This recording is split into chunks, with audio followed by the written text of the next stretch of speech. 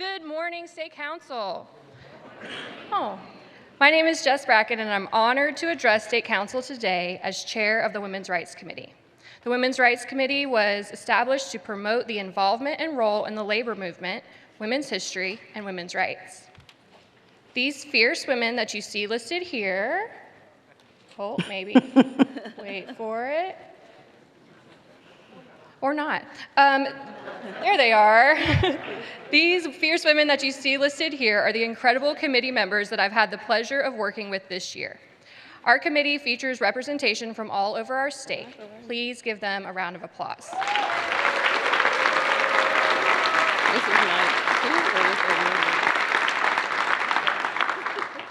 This year, we've been very busy listening to members and documenting their struggles, their stories, and their solutions. As a committee, we've identified themes and crafted them into concrete recommendations that will be presented to the CTA board and officers. As women, our struggle for equal rights and equal standing in our society has never been easy. Women across all eras of history have been met with resistance each time that they have pressed on for gender equality. It turns out that some women are determined, and maybe even stubborn, enough to have achieved some significant advances on the road to advocating for better conditions for all women to thrive. I would like to emphasize that what you're about to hear of the dates most of us in this room were alive while the majority of these changes took place. Did you know that in California, the right for women to undergo medical procedures without spousal consent evolved through legal and legislative changes over time? One significant milestone in this regard was the California Supreme Court decision in the case of Cobbs v. Grant, 1972. In this case, the court ruled that a married woman had the right to undergo sterilization surgery without her husband's consent. This decision marked a significant step in recognizing women's autonomy over their own bodies and medical decisions, particularly in the context of reproductive rights. My mother was a kindergarten teacher in the Chicago public schools, but not for very long. As soon as she was visibly pregnant with me, she was required to leave. Did you know that prior to the Pregnancy Discrimination Act of 1978 in the United States, it was legal for employers to discriminate against women who were visibly pregnant or who intended to become pregnant? This meant that women could be fired, demoted, or denied employment opportunities simply because of their pregnancy status. However, with the enactment of the Pregnancy Discrimination Act, it became illegal for employers to discriminate against pregnant workers in any aspect of employment, including hiring, firing, promotion, and benefits. This landmark legislation marked a significant milestone in women's rights, ensuring that pregnant women are treated fairly and equitably in the workplace. Did you know that until recently, women in many parts of the world didn't have the legal right to breastfeed in public? It wasn't until July 2018 that all 50 states in the U.S. allowed women to breastfeed in public. Currently, only 19 states have laws allowing women to pump or breastfeed at work. For centuries, cultural taboos and societal norms often force mothers to conceal breastfeeding or face discrimination. However, thanks to the advocacy efforts and changing attitudes, many jurisdictions have enacted laws protecting these important women's rights to breastfeed in public. These changes reflect a growing recognition of breastfeeding as a cultural and vital aspect of maternal care, empowering women to nurture their infants openly and without fear or stigma of legal repercussions.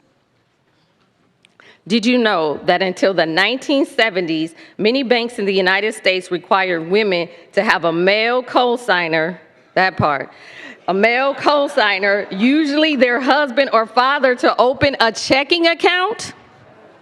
Yeah. This practice restricted women's financial independence and autonomy. The Equal Credit Opportunity Act of 1974 the year I was born, made it illegal for creditors to discriminate on the basis of sex or marital status, finally granting women the right to open checking accounts in their own names without needing a male cosigner. Wow. Upon graduating from college in the early 2000s, my professors advised me to straighten my hair before interviewing for teaching positions. One said, educational leaders won't take you seriously if you walk in with your big hair.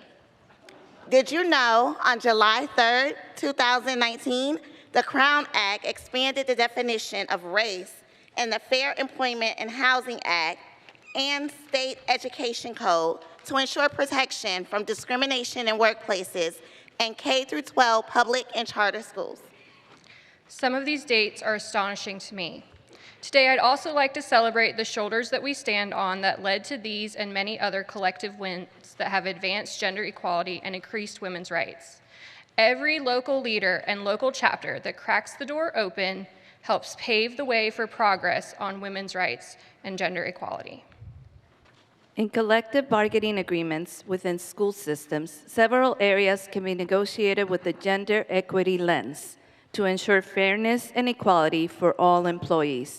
Some of these areas include pregnancy loss as bereavement leave, pregnancy paid leave for educators, health care to include fertility treatments, lactation rights, and access to facilities.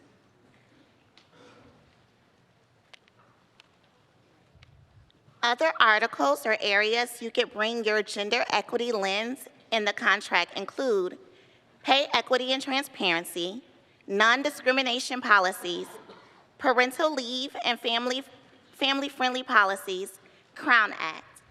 The Crown Act, which stands for Creating a Respectful and Open World for Natural Hair, is a law that prohibits race-based hair discrimination, which is the denial of employment and educational opportunities because of hair texture or protective hairstyles, including braids, locks, twists, or bantu knots.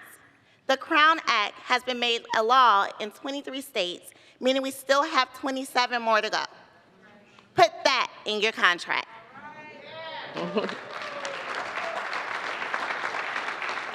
We can also support conditions for women to thrive by negotiating PD opportunities, mentorship programs, and career advancement resources to ensure opportunities for leadership.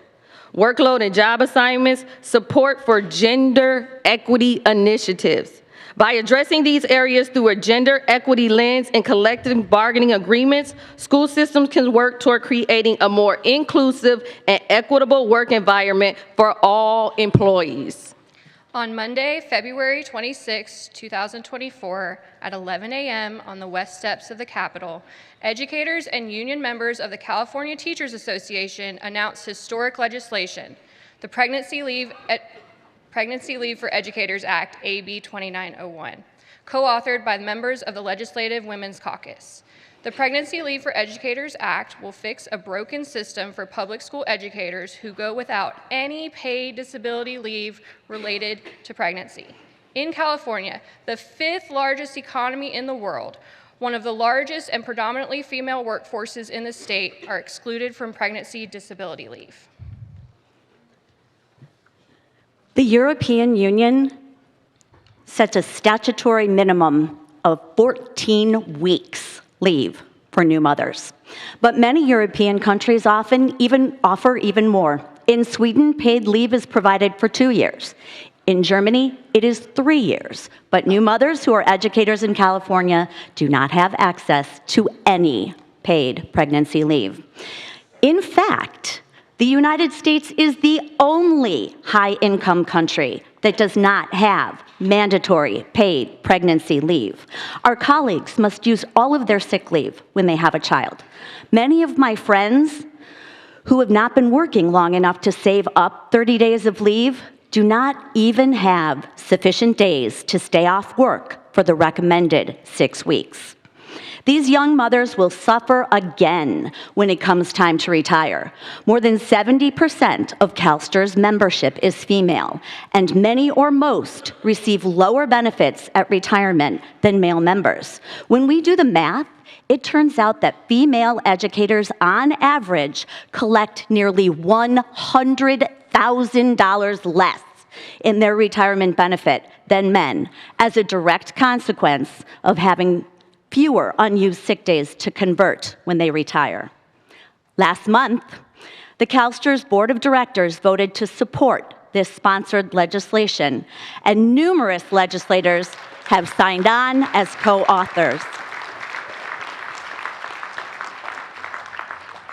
With Assembly Bill 2901, the California Teachers Association will be making history, or more accurately, her story. CTA, let's get this done.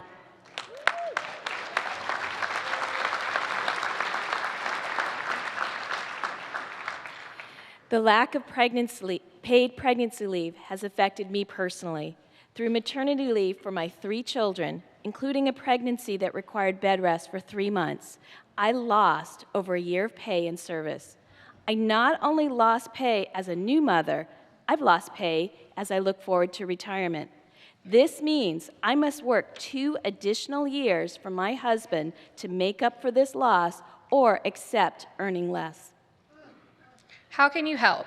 On the screen, there it is, are a few simple ways that you can help promote women's rights, not only for the women of today, but for all of the little girls of tomorrow. We thank you for your time, and we hope to see you in the future and to help you uplift the work of bettering the lives for our members. Thank you.